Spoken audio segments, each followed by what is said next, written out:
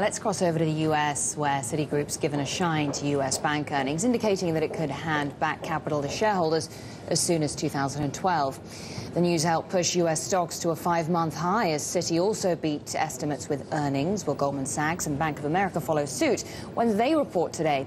Let's see what Monika Rosen thinks, because she's the head of research at UniCredit Private Banking, and she joins us now from Vienna. Thank you very much for speaking to us, Monika.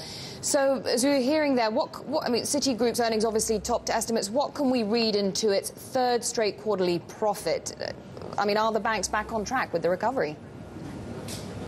Good morning, and thank you for having me. I'm not sure that that is the first conclusion that would have come to my mind.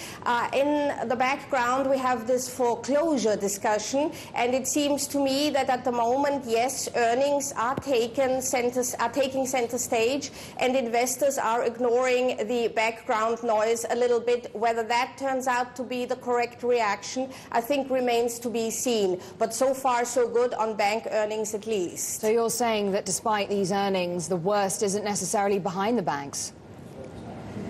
Well, I think that what we certainly don't need is another trouble from the real estate market, and with this foreclosure debate and Bank of America indeed halting foreclosures until this coming Monday, until they can sort out the paperwork here, I think that is certainly not good news, and remains to be seen what effect indeed it will have on the earnings of the current quarter. We've seen it with Citigroup slowing credit losses, reduced reserves for bad loans. Is that something that's going to be replicated by other banks, do you think? It was also true for JP Morgan last week, so I think it certainly is a hope that that will help, and it helps them beat estimates, because indeed trading volume and investment banking activities were a little bit, or quite a bit slow over the summer, terrible during August, and I think that will have repercussions for Goldman Sachs especially, of course.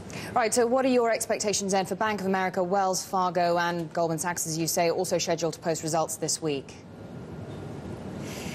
Well, I think that the results will, as I say, be hurt in the investment banking activity. But if, by and large, they manage to beat expectations, and also if they manage to give a sort of a better outlook for the current quarter, then I think the market apparently is prepared to view the glass as being half full. Monika Rosen, head of research at UniCredit Private Banking. Good to get your thoughts. Thanks very much.